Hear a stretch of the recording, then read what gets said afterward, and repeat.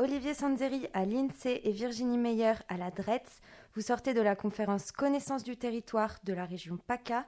Vous avez mené une étude conjointe sur les emplois de première ligne durant la période de confinement et notamment sur la féminisation de ces emplois.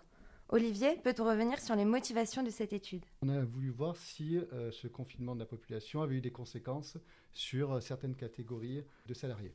Vous avez décidé de diviser votre étude entre 4 sphères.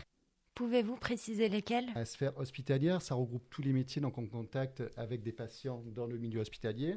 Une deuxième sphère, la sphère médico-sociale, donc hors hospitalier. Et 2 dernières sphères, donc là on sort du milieu médical. Donc la sphère qu'on a nommée contact fréquent ou facteur aggravant. C'est là qu'on va retrouver tous les métiers du commerce ou des services. Et une dernière sphère, donc les métiers les moins exposés au virus, qu'on a appelé contact occasionnel.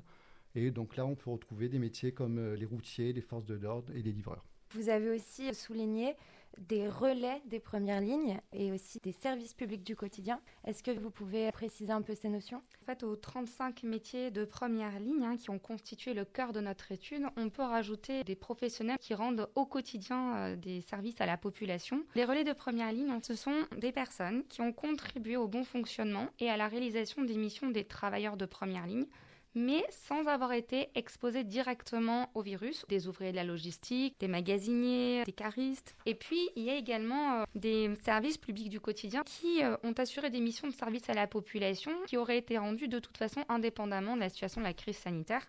Donc là, on va trouver tous les services publics de l'enfance, de l'éducation, du social et du sport. Et ce qu'il faut avoir en tête, c'est que si on ajoute les relais des premières lignes et les services publics du quotidien, on arrive à 772 000 personnes, travailleurs essentiels du quotidien, qui représentent environ 40% des actifs en emploi dans la région. 233 000 travailleurs de première ligne étaient des femmes, c'est-à-dire 59%. Est-ce que vous avez une explication sur la féminisation de ces métiers de première ligne ?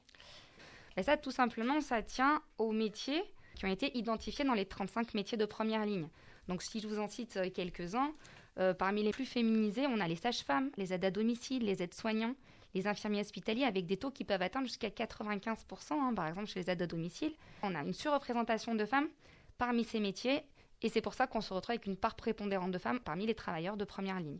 Vous avez aussi noté que ces travailleurs percevaient un salaire plus bas. Comment est-ce qu'on explique cette différence de salaire ?